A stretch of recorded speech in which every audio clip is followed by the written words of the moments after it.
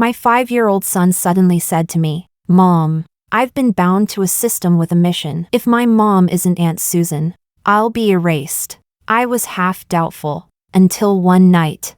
I heard my son's childish voice. "Dad, if I tell Mom this, will she really divorce you and let Aunt Susan become my mom?"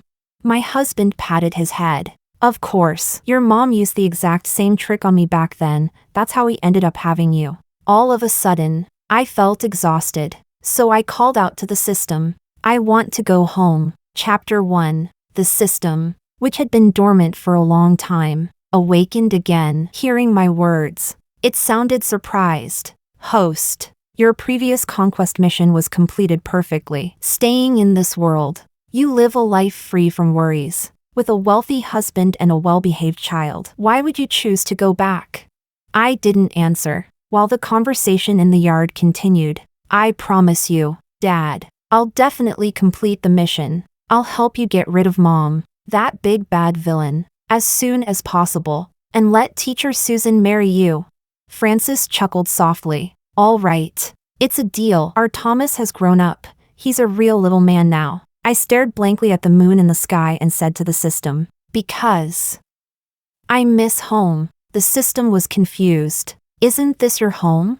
I shook the divorce agreement in my hand. "It won't be for much longer." Chapter 2. A week ago, my son, who was in kindergarten, brought a woman home after school. That woman was his kindergarten teacher, Susan. She was young, beautiful, and full of energy, completely different from me. My son led her to stand in front of me. Lifting his chin stubbornly, he said, "Mom, I want Teacher Susan to be my mom." I thought it was just childish nonsense and smiled as I asked him why. He rubbed his nose. "Because I've been bound to a mission system. The system told me that if my mom isn't Teacher Susan, I'll be erased by the system, I'll die, and you'll never see me again." Thinking back to how he had been complaining of frequent headaches these past few days, and how the hospital found nothing wrong after multiple checkups, I believed him. Assuming the headaches were punishments from the system, Susan crouched down and gently tapped the tip of his nose. "You can't say things like that. Even if you think Mom is annoying and don't like her, you still shouldn't say things that hurt her feelings. Be careful, or she might get angry and spank you." The moment he heard that, my son panicked. He rushed over and started hitting and kicking me. "No, I don't want you. You're not my mom. My mom is Teacher Susan. You bad woman. I want Teacher Susan to live in our house. I want her to marry my dad." His small fists rained down on my body and face. I didn't even care about the pain. Even after the butler pulled him away, I was still blaming myself. Why the system had chosen my son? He was still so young. What would happen to him in the future? Chapter 3. The reason I believed my son's words so easily was because I myself had once transmigrated into this world. Back then, when I failed to complete the system's required missions, the very first punishment was electric shocks to my head, and the punishments that followed only grew harsher each time. Anxious and restless, I wanted to talk to my husband about what to do. As I passed by the garden, under the moonlight, I saw two familiar figures. "Dad, I told Mom what you taught me yesterday. Do you think she'll believe it? Will she really divorce you and let Teacher Susan become my mom?" Francis gently patted his head. "Of course, that's exactly what your mom told me back then. That's how you came to be. Just keep doing what I taught you. Tell your mom every day that your head hurts, your legs hurt, your stomach hurts. That way, Teacher Susan will move into our house even faster." Under the moonlight, my son nodded with certainty. "That's great. Mom is finally going to leave. I don't like her at all." I froze where I stood. A wave of nausea rose in my stomach, and suddenly, I felt like vomiting. Chapter 4. I quietly returned to my room and began sorting through everything that had happened over the past few years. By now, Francis had become the richest man in H City. He was busy every single day. Yet he never missed a single event at our son's kindergarten, even if it meant canceling a massive business deal on the spot. He said he couldn't miss his son's growth. Not only that, despite his packed schedule, he even joined the parent committee of our son's class, which brought him into closer contact with Susan. Francis lowered himself, dismissed his bodyguards, and went to the kindergarten every few days. The outside world praised him as a responsible father and a loving entrepreneur. It was me who had been too foolish to have never noticed that Francis and Susan had long since been secretly involved. Chapter 5. Because I hadn't been eating properly for several days. My hypoglycemia flared up, and I fainted at home. The butler found me, helped me onto the bed, and called Francis. Sir, Madam fainted again today. It was noisy on his end. She fainted. Why are you calling me? Can't you handle it yourself? Did I hire you to ask me about everything? I'm very busy. There's a parent-child activity at the kindergarten today. I'm building blocks with Thomas. I'll hang up now. If anything comes up, call my assistant. I opened WeChat and messaged the mother of one of Thomas's classmates. Hello. May I ask, was there a parent-child activity at the kindergarten today? She replied quickly. There was supposed to be, but teacher Susan took leave. She's not feeling well. You didn't know? Right. I didn't know. Only then did I realize what that noise on the phone had been. It was the beeping of medical equipment in a hospital room. My husband was at the hospital, accompanying another woman. That night, Francis and my son came home very late. The moment they entered, my son began complaining loudly of a headache in front of me. Dad, my head hurts so much, and my stomach hurts too. Am I going to die because I can't complete the mission? Sob, I don't want to die, Dad. Save me. Francis handed him to the nanny, then turned to me and said, Serafina, I want to talk to you. Chapter 6. The topic of discussion was, unsurprisingly, about our son. He said he wanted to have a fake divorce with me, and then marry Susan and bring her into the house. The reason there was even room for negotiation was because he wanted me to leave with nothing. After all, Francis had built everything from scratch, now that he had his current status and wealth.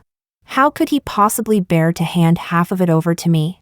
He was still lying to me. Wife, don't worry, it's just a fake divorce. Once our son, like you, completes his mission, I'll divorce her immediately. It's just that you'll have to make a small sacrifice. You must leave with nothing. Otherwise, it will affect the company's stock price. I won't abandon you. Whatever concerns you have, I'll take care of them. Everything is for our son's health, isn't it? I looked at him coldly. Do you love her? For a brief moment, I saw him panic, but he quickly regained his composure. How could I love her? She's just a very responsible teacher. I have absolutely no feelings for her. Then where did you go today? I asked one of Thomas's classmates' parents. There was no parent-child activity at the kindergarten today. This time, he offered no explanation. He only said, Don't be so selfish. Our son's life is at risk. And you're still here getting jealous over trivial things. Serafina, I'm very disappointed in you. After saying that, he threw down a stack of divorce papers and said emotionlessly, The sooner I marry her, the sooner Thomas's health will recover. For the sake of our child, I hope you make your decision quickly. I looked at his back as he walked away. For the first time, he felt like a stranger. Chapter 7. I had come to this world 20 years ago, and stayed by Francis's side for a full 2 decades. In those 20 years, I had slept on the streets with him, lived in leaking basements with him, and watched the 3 a.m. moon countless times by his side. I studied hard, using my living expenses and scholarships to support him through his PhD. At last, he returned successful, started his own company, and then became the most dazzling business genius in H City. He didn't forget his promise to me. Soon after, he proposed. On the day of our wedding, I confessed the secret buried deep in my heart. Francis, actually, this world is a novel, and I'm someone who transmigrated into it. My mission is to correct your storyline, to make sure you don't deviate from the main plot and complete your life. Amid his shock, he asked if my mission was complete. I held him tightly. There's only one last task left, having a child with you. If the mission is completed, you'll never leave me again, right? Back then, my eyes were full of light. I answered him. Never again. He said he loved me and didn't want me to be erased by the system and completely disappear from his world. Not long after we got married, we had a child, a boy, and when he smiled, he looked just like him. Thinking back on the past, I let out a self-mocking laugh. I had overestimated myself. I thought I had warmed the heart of someone who was nothing more than a character in a story. I didn't sleep all night, but I finally figured everything out. I awakened the system that had long been dormant. Hello, system. I want to go home. Chapter 8. The electronic voice in my mind sounded again. Beep. Detection complete. The host has requested to leave. If you choose to exit the novel world and return to the real world, the original owner of this body in the novel will be erased immediately. Have you made your decision? I hesitated. I went downstairs and stopped outside my son's room. I found him on a video call with Susan. Teacher Susan, don't worry, I'm about to drive my mom away. Susan smiled brightly from the other side of the screen. Our Thomas is amazing. Of course. I'm like Ultraman, defeating the big monster. Mom is that big monster. You shouldn't say that about your mom. Your dad wouldn't be happy if he heard that. But Dad says it too. Dad always says Mom is like a fierce tigress who wants to eat people. Dad says he likes gentle women like you. Teacher Susan. Hearing this, Susan's smile grew even wider. Through the screen, she noticed me standing behind the door. She gave me a provocative smile, as if saying, "You've lost." I ignored her. As I passed by the study, Francis was rubbing his temples, looking irritated. When he saw me approach, he glanced at me impatiently. Have you signed the agreement? He was wearing a new shirt today. The cufflinks on his sleeves were identical to the pair Susan had shown in her recent post. I handed him the documents. Yes, I've signed them, but I don't agree to leave with nothing. At the same time, in my mind, I replied to the system. I've made my decision. Please erase me immediately. Chapter 9. I collapsed abruptly right in front of Francis. The stack of documents hadn't even been properly placed on the desk. With just a brush of my hand, the papers scattered everywhere like falling snow. Just like the sins he had committed. Impossible to hide. Those who betray true love deserve to swallow 1,000 needles. A cheating cat will one day end up eating a sick fish. One cheats. One is sick, a perfect match. I had already revised the agreement. I hired a lawyer, and I would take more than half of his assets. At the same time, I submitted evidence of Francis's infidelity. After my death, all of that evidence would be made public. He might be able to twist black into white.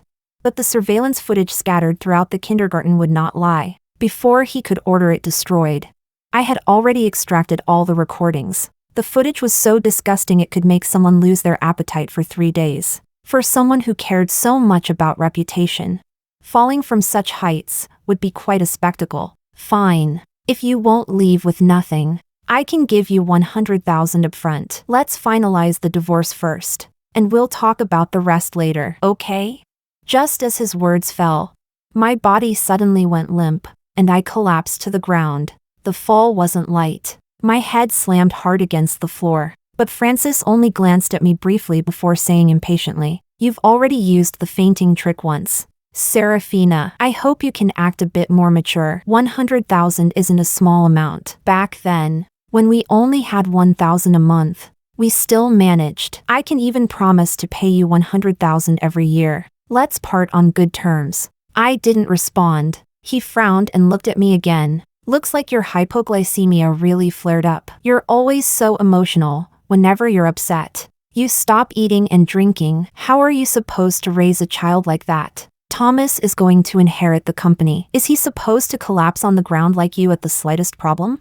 Helpless, he took out his phone and made a call. "Butler, Madam fainted from hypoglycemia. Call a doctor to take a look. Also, come to the study and organize the documents on the floor. Then send them to Lawyer Zhang. There may be a few things that need revising." He paused for a second, then added, "And bring Thomas here too. I want him to see the consequences of not eating properly. If you don't eat, the doctor will wake you up with needles." After saying that, he curled his lips into a faint, malicious smile.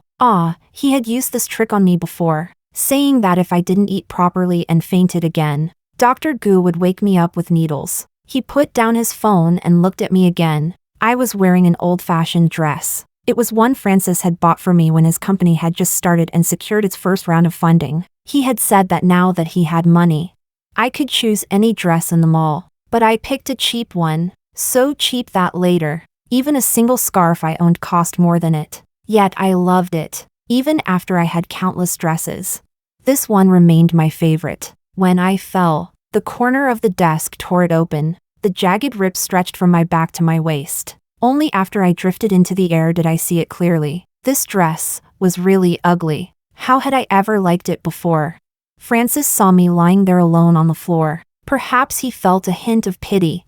Or perhaps there was still a trace of love left for me. He took off his coat, covered me with it, then bent down to pick me up and place me on the nearby sofa. But the moment he touched my body, he froze. Chapter 10. Beep. The system has detected the death of a character in the inner world. Your soul cannot remain separated from your body for too long. Host. It's time for you to leave. The final image was Francis holding my corpse, completely hysterical. Thomas, who had been called over by him, stood at the doorway holding his Ultraman toy, striking an attack pose. When he saw me lying on the ground, he cheered with joy, dancing excitedly. Great! I defeated Mom, the big monster.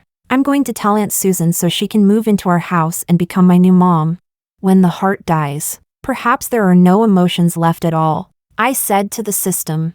Let's go. Chapter 11. I had transmigrated into this novel because of a car accident. The system told me that as long as I completed the missions according to its instructions, I would receive rewards. One of those rewards was returning to the moment before the accident. I could avoid it and start my life over again, but a few years ago, I gave that up.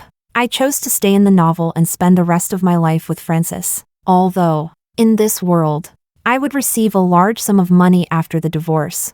The worlds inside and outside were not connected. I couldn't take that money with me. In my will, I had already stated that all my assets would be donated to an orphanage. When I came into this world, I had nothing. When I left, it would be the same. The system asked me if it was worth it. I didn't even hesitate. Of course not worth it. Hey, can you upgrade your system or something? Let me take a few $100 million with me at least. The system fell silent for a moment. I'll submit your suggestion to the main god. Inside the tunnel of time and space, I felt uneasy. I didn't know where I would end up. Hey, system, can I ask, where will I go now? The system paused briefly. Host, your conquest mission has already been successfully completed, but you chose to give up the reward. You will return to the moment of the car accident and experience that pain again, whether you live or die. I cannot say. I had just gone through heartbreak, and now I had to endure physical pain again. I might as well just die. The system sensed my lack of will to live. It hesitated awkwardly. Well, how about this? Since your mission completion rate was 200%, I've applied for a special benefit for you. As long as you give me a 5-star rating after you leave, the system will grant you a protective shield. The car will pass right by you, and you won't be harmed at all. Oh, you should have said that earlier. I nodded eagerly like a packing chicken. I agree. Chapter 12. Just like that, I returned to the real world. When that truck brushed past me, it felt like I had just woken up from a dream, until the system's duck-like voice echoed in my mind. Hey, leave a like. Host, don't forget the 5-star rating, 5 stars. 5 stars. Only then did I realize, none of this was a dream. I returned to the apartment I used to rent. On the table sat a computer that hadn't been shut down. On the screen was a manuscript I had just submitted to an editor's inbox. A manuscript with an uncertain fate, and a life with an unknown future. Outside the window, daisies were blooming brightly, and sunlight poured in, warm and radiant. That's when it truly hit me. I was really back. It was time to let go of the past, and begin a new life. No amount of money could buy a second chance. Yet this time, it felt as if I had paid a fortune to earn mine. Well then, perhaps, I thought. This is what rebirth truly means. Chapter 13. So, I applied for a long leave from my editor, terminated my lease, and left the noise of the city behind. I went to a mountain village to start my life anew. There were many left behind children there, about the same age as Thomas. They weren't born with silver spoons. Their childhood companions were muddy pits, dried up wells, and the little stray dogs in their courtyards. I became a volunteer teacher. The children in the village all called me Mama Helen. Time passed quietly, just when I thought this was how the rest of my life would unfold. I received a call from the village chief. His words on the phone were rushed and incoherent. He said he had encountered two crazy people. At first, he wanted to call the police, but then thought crazy people shouldn't look that good, so he questioned them more carefully. That's when he learned they had come here to find someone named Serafina. A man came with a child. Judging by how they're dressed, they look like they're from the city. Teacher Helen, you're from the city too. Have you ever heard of someone named Serafina? This man says she's his wife. She disappeared, and he's been searching everywhere. Somehow, he ended up in our village. Chapter 14. Serafina. That was my name in the novel. Not many people knew it. A man and a child. I froze in shock. My phone slipped from my hand and hit the ground. Are you all right? Teacher Helen? I quickly picked up the phone. Village chief. You should call the police. Help them report it. Wouldn't it be faster to find someone that way? As I spoke, I hurriedly prepared to hang up. But then I heard a sudden voice. Mom, that's Mom's voice. Chapter 15. An hour later. A few braying sounds came from the doorway. And then, Francis and Thomas were sitting right in front of me, staring at me, face to face. Time in the novel and time in reality were different. I had only been back in the real world for 1 year. But in the novel, a full 5 years had passed. Thomas had grown up, and Francis had aged considerably, though he was only 35.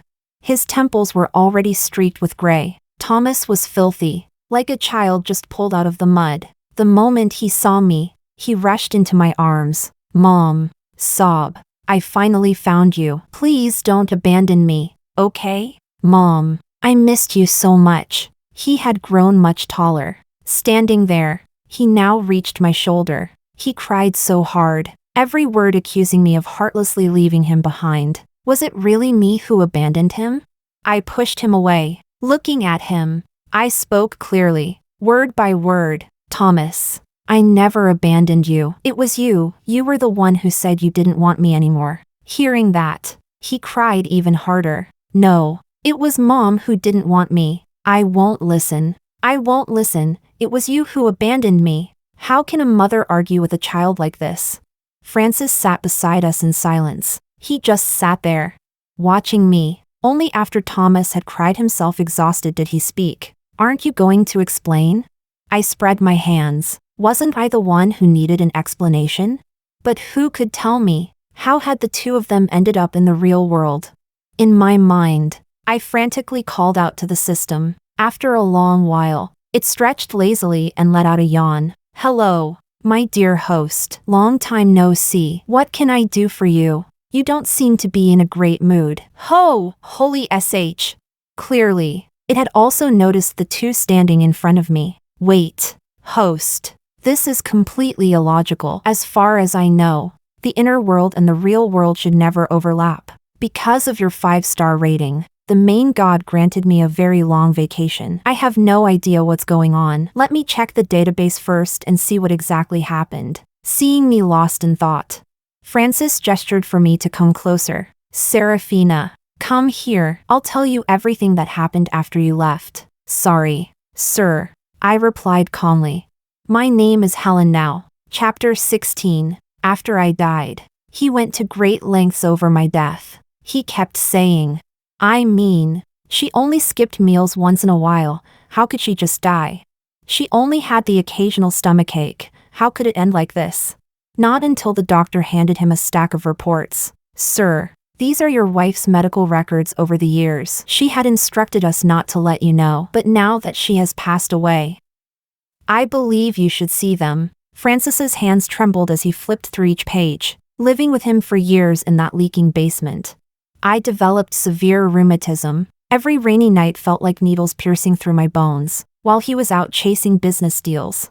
I stayed in that dark, sunless basement, taking care of everything for him, washing clothes, cooking, even taking on small illustration jobs. Because of the poor lighting, my eyesight deteriorated badly. Later, When we had money, I underwent lens implantation surgery, but my eyes were never the same, sensitive to light, tearing whenever exposed to wind. During those long years of living on instant noodles with him, I developed severe gastritis. Even with a family doctor later on, my stomach remained fragile. I couldn't even stand strong smells without feeling nauseous and retching. Because of long-term malnutrition, I suffered from chronic hypoglycemia, every episode causing me to faint.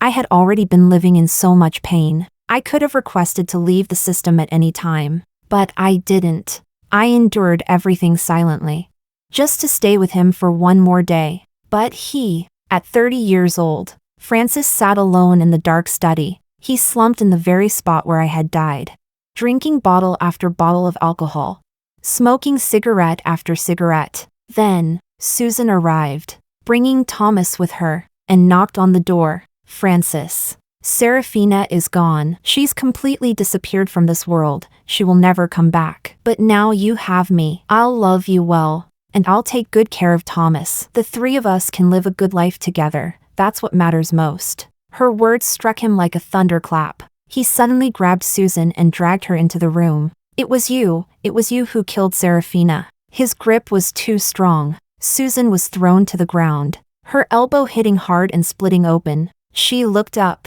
still wearing that delicate, harmless expression. Francis, I don't understand what you're saying. Serafina died from cardiac arrest. It has nothing to do with me. And the one who caused her heart to stop wasn't me either. 5-year-old Thomas stood at the doorway, crying loudly in fear. Francis shot him a glare. Get out. Only then did Susan realize. He was truly angry. She changed her demeanor again, tears streaming down her face. Francis, I know you're in pain after Serafina's death, but everyone has their fate. Hers ended there, and yours is to continue with me. You have to believe me. I can give you a more perfect life. But Francis didn't believe her. He locked her in the basement, under harsh interrogation.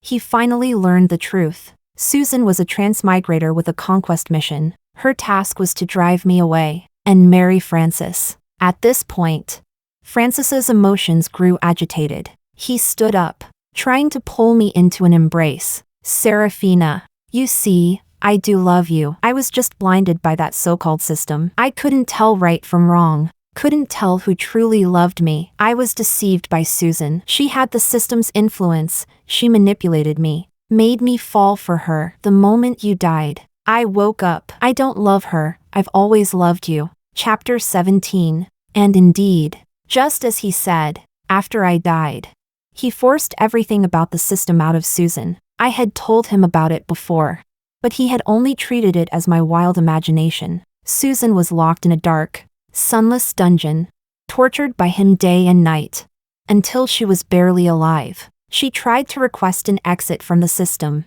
but since her mission was incomplete, that option didn't exist. There was only one path left for her, to be erased by the system for mission failure. She disappeared from this world completely. On the day she died, she saw Thomas. She had wanted him to plead for her, but the moment Thomas saw her, he ran far away, shouting as he fled, "Ah, a monster, an even uglier monster than Mom. Bayou. I'm Ultraman. I'm going to defeat you." The system carried out the erasure. Susan died in agony, her limbs shattered, blood flowing from all 7 orifices, until she vanished into nothingness. But there was one thing Francis didn't say. If he never believed what I told him about the system, then why had he taught Thomas to say those things about being bound to a system, just to force me into a divorce?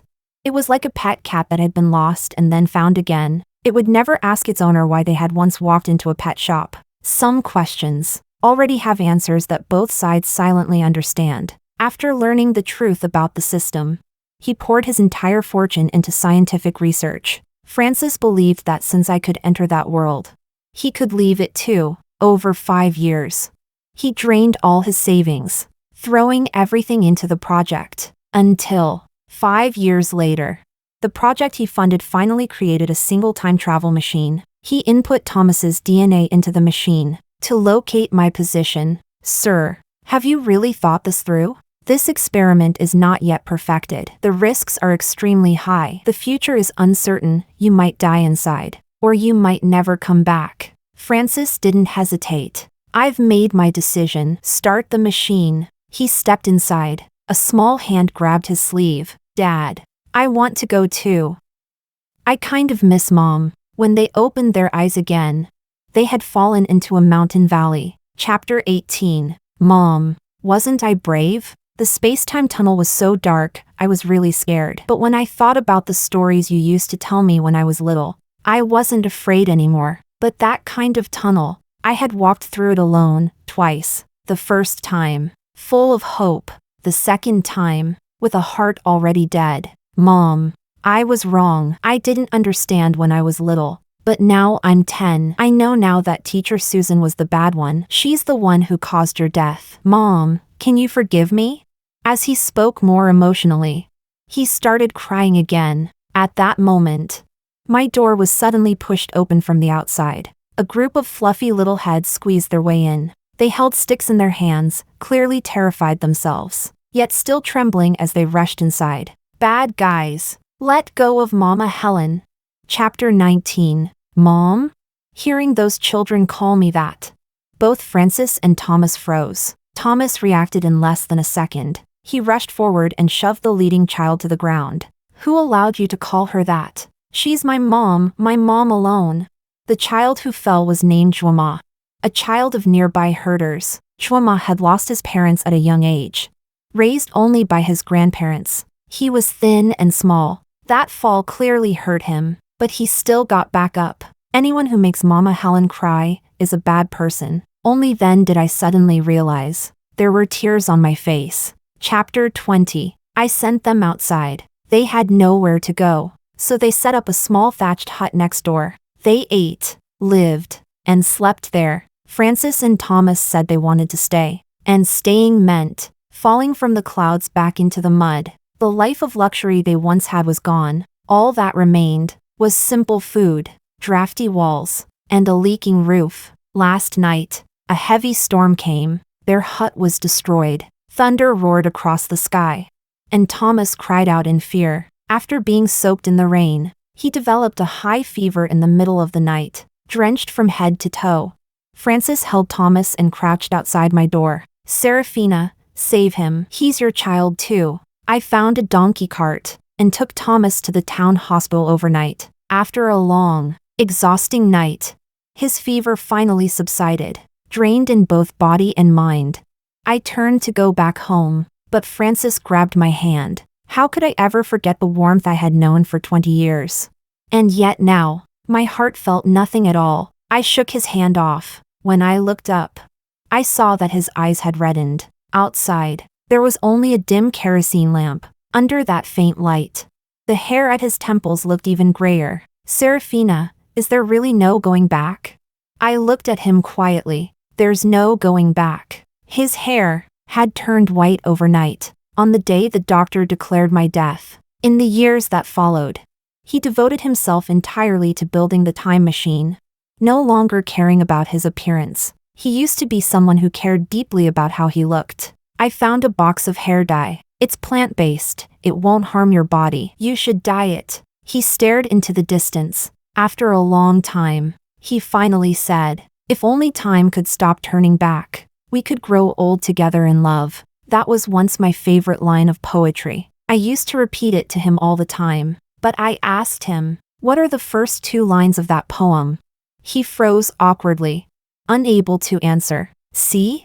He claims to love me, yet he doesn't even know the first two lines of my favorite poem. Chapter 21. Thomas had been pampered since childhood. He simply couldn't adapt to the harsh life in the mountains. In less than half a month, he was already clamoring to go back. Francis could only patiently tell him, there's no going back. Thomas didn't seem to understand. How is there no going back? We can just take that time machine again, bring Mom with us. We'll go back to the big villa with a swimming pool, and have the nanny cook for us every day. He cried and made a fuss about returning. Francis finally lost his patience and slapped him. Enough. Francis grew much quieter. He stopped talking, silently doing things for me instead. Every day, He would walk several kilometers to town to buy things. With no money, he worked as a laborer, taking odd jobs, using the little he earned to buy me a bouquet of flowers. I picked the flowers apart and mixed them into pig feed.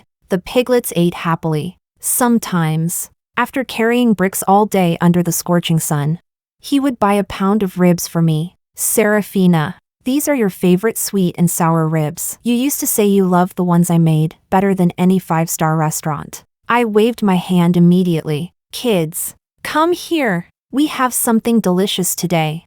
After this happened a few times, Francis became unhappy. Do you have to be like this? He asked. I replied. Haven't I always been like this?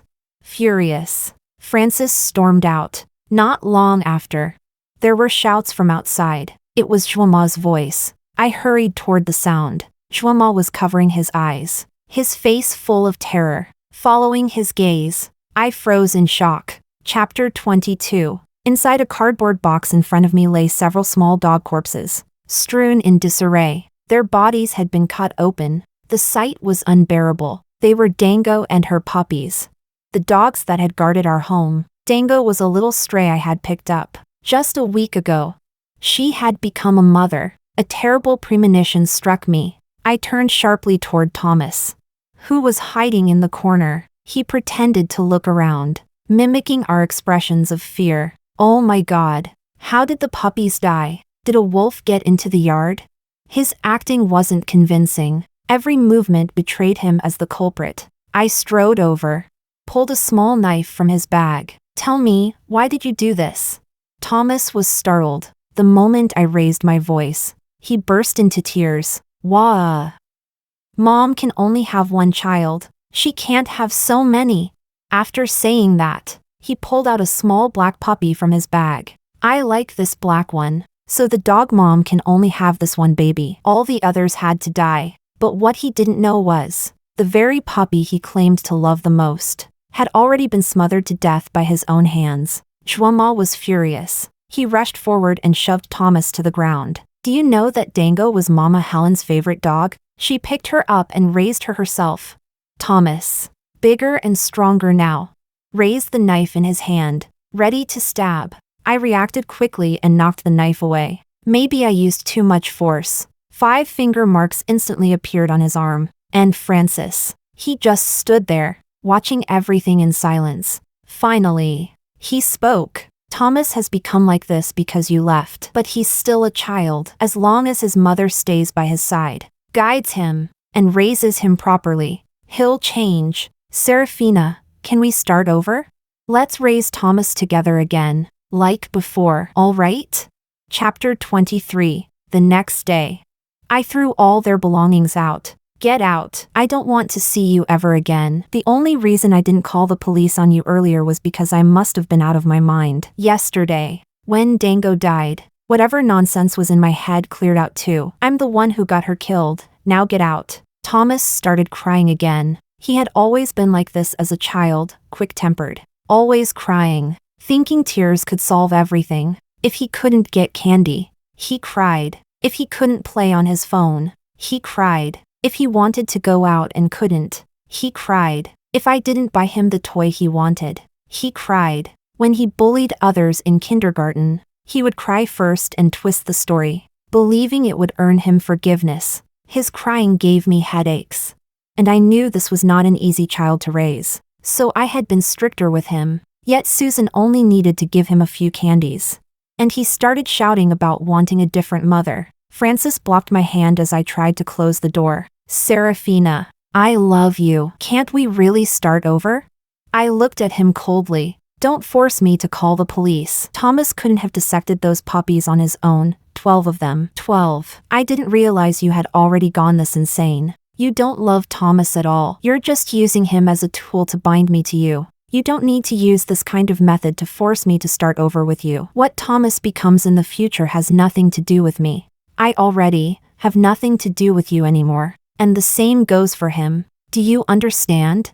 Chapter 24. Francis was a selfish man. He knew how to go back. After the system's loophole was fixed, it would forcibly send him back. But the point he would return to was before he ever met me. He must have already learned everything from Susan. He really was the male protagonist of a novel. But in that story, he was a useless lead who rose to success. It was only because he met me, with my help and the system's guidance, that he was able to rise so effortlessly. After I died, his world collapsed. Everything he once had began slipping away. Everyone betrayed him. Even his remaining wealth couldn't sustain him for long. So, he made a desperate gamble, inventing the time machine, hoping to bring me back and start everything over again. Before he left, he said, "In my life, I've told countless lies, but the one thing I never lied about was loving you. I loved you, thinking you would never leave. I just failed to resist temptation that one time. Do I really deserve a death sentence for that?" I scoffed. "Spare me. Late affection is cheaper than dirt. You only love yourself." Chapter 25. My life returned to normal. Dango and her puppies were buried by me, in the mountains behind the village, a place of clear waters and beautiful scenery. Dango used to love rolling around there, lying on her back, legs in the air, letting me rub her belly. She would lift her head and lick my fingers, her drooping eyes gazing at me, as if I were her entire universe. I remained in that small mountain village, since I had reported the bug to the system early on. It said it could request a mysterious reward package from the main god for me. Without hesitation, I said, "Then bring Dango and all her puppies back to life." The system paused. "There's also a bonus of 500 million. I smiled. "I'll take both." The next second, in the distance, a cheerful little yellow dog came running toward me. It wagged its tail as it looked at me from afar. Behind it, a group of stumbling, fluffy little puppies followed closely. Chapter 26. Francis returned to a time before he met me. Of course, at this point in time, Thomas no longer existed either. The day I met him was his 10th birthday. He was just like the male protagonist in those good-for-nothing novels. An alcoholic father, a gambling mother, a vicious grandmother, and a broken version of himself. That day, he sat alone beside the deep well in the yard, just because he wanted to buy a palm-sized cake for his birthday. His drunken father beat him and drove him out. He stared into the bottom of the well in despair. In the dark water, there was a bright reflection of the moon. Suddenly, everything felt strangely familiar. A small stone rolled along the edge of the well and fell into the water, sending up splashes. Then he suddenly remembered, in his previous life, it was right here that he met me. Back then, in his despair, he had jumped into the well, and my appearance saved him. Right. As if something suddenly clicked in his mind. Even without me, he was still the male protagonist of this world. There would always be some other transmigrated girl to come and redeem him. He glanced around. Everything was pitch black. Aside from the curses of his drunken father, there was nothing else. He hesitated for a moment, then jumped into the well. Drowning was not a pleasant feeling. The icy, piercing well water surged into every opening it could enter his body through.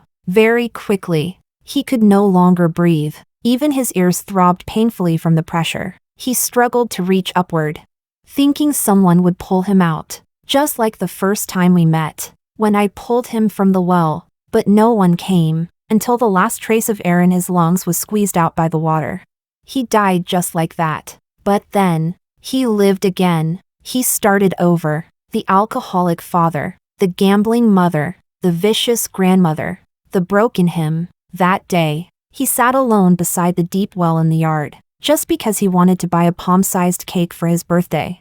His drunken father beat him and drove him out. He stared into the bottom of the well in despair. In the dark water, there was a bright reflection of the moon. Suddenly, everything felt so familiar. In Greek mythology, Sisyphus failed to keep his promise to the god of death. So he was punished. He had to push a massive boulder up a mountain. Once it rolled back down from the top, he would have to push it up again, over and over, endlessly, to atone for his sins. This fable applies perfectly to Francis. I had the system leave him with a tiny fragment of memory. The useless male protagonist in redemption stories only thinks about being saved by others. He doesn't want to work hard himself anymore. Because of this small, selfish desire, he will keep dying, reviving, and dying again, over and over, endlessly. In this world, there is no punishment more terrifying than effort that leads to nothing. Once, I was the same, so let him experience just a little bit of that himself.